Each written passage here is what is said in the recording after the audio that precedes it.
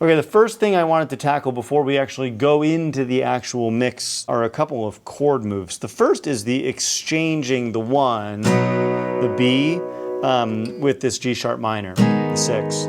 So sometimes I'll go, in a perfect world, it's a perfect regret. And other times I'll go, in a perfect world, it's a perfect regret. Or even, in a perfect world, it's a perfect regret. And kind of messing with those in the arrangement. It doesn't like fundamentally change the song, but it kind of, it's just a little more ear candy and it adds a little more tension. The next tension spot, and like the way I open the song and the way I close the song, is with this pedal note, the B.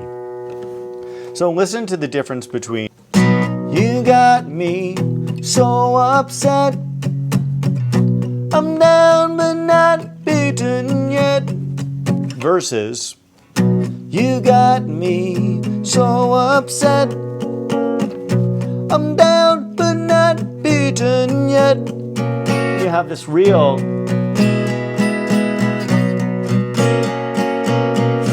hanging on this, and then you finally get a release.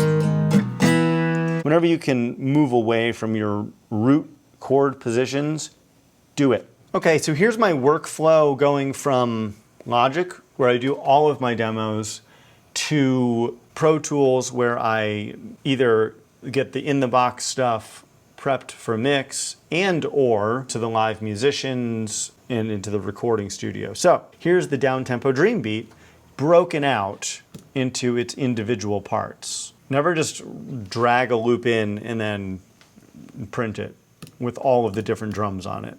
Here's the kick. Hat.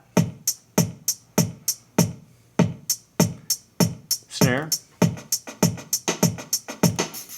Some kind of like Latin-y sort of percussion.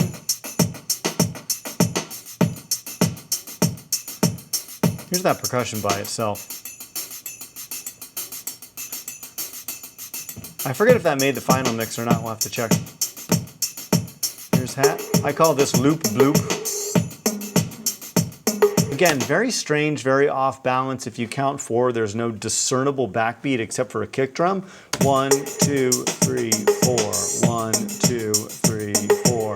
There's no snare going ka. You'll hear that change with Matt, the live drummer, but that has not happened yet. Kind of brought these 3 elements here to sort of beef everything up.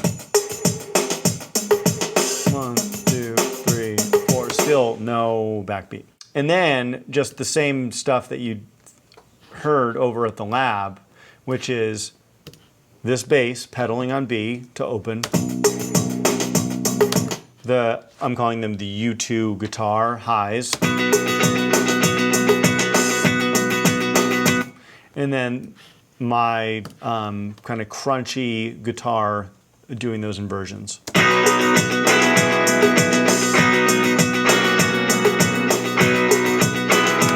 And then a scratch vocal. Got me so upset.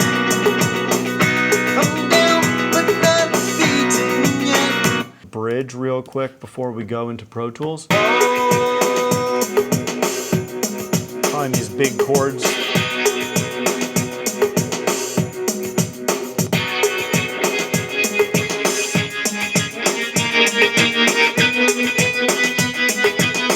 Kind of a cool phasey guitar that's sort of, I don't know, just doing a little something while the bass is doing its thing.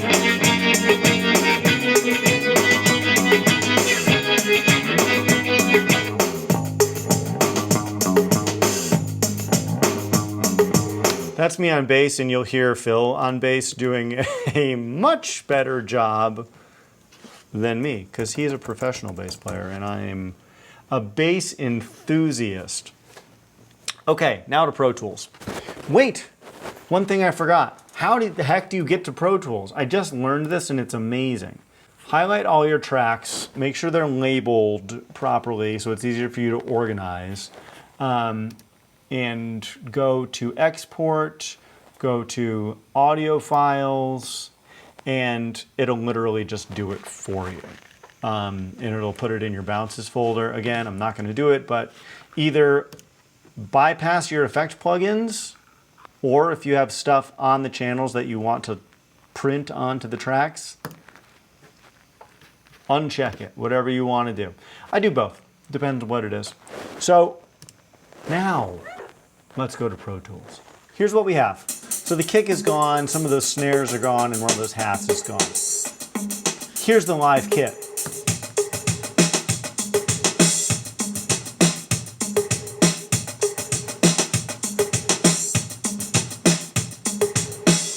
So already this feels better. I mean, like a person is playing this, right? Like this is cool. I was ecstatic when we got in the room and started playing to this loop because, you know, that's kind of a weird thing to do. Let's just build it up. Here's the bass, played by Phil Galitzine.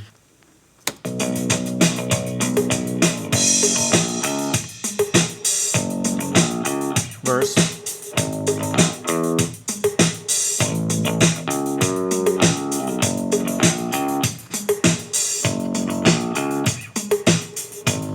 One kind of fun thing here is we ran a parallel signal through an octave pedal that I don't think got used in the final mix, but it was a fun experiment.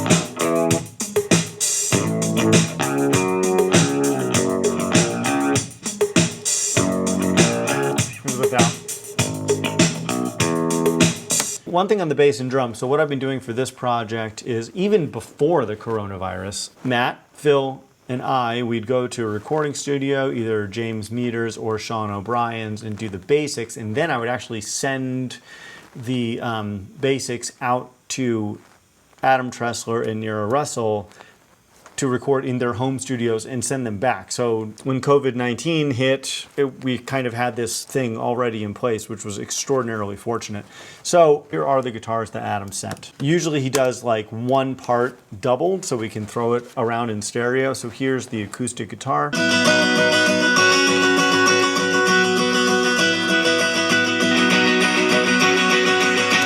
Some electric.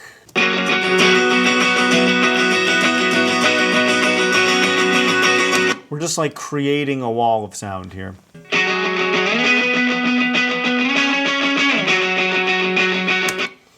So something for the verses there, and then he's got some arpeggiated licks. And you can see in these gray areas I muted out, made some mix moves, just did some mutes where I didn't want them.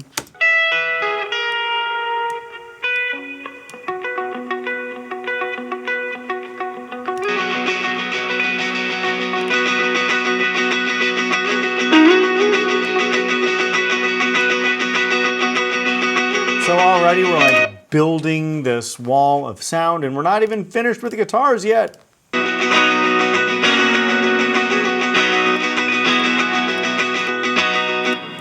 And these are just the accent chords. So here's all those guitars in, sort of brought in slowly. Wasted on dreaming, but there's still so much time. Finally, our worlds collide. And then keys, played by Nira Russell here.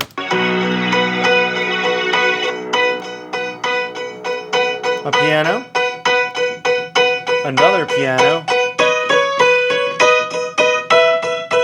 This was actually not a real piano, and it was a sample, and she totally had me fooled, but awesome. And this is called the Diva Pad.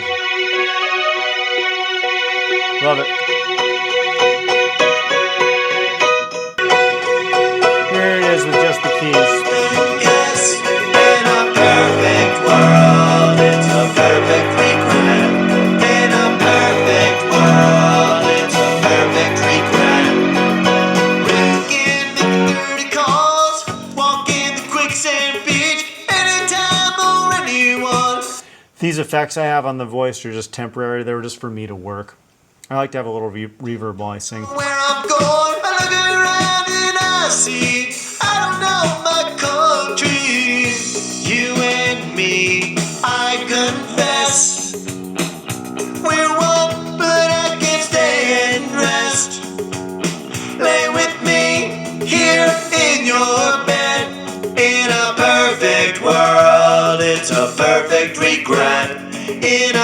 perfect world. It's a So just a vocal doubled with a few harmonies.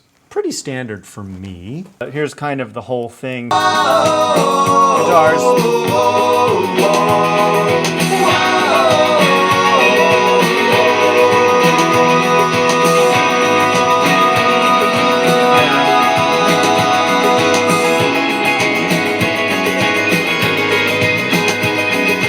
So this is that bass solo.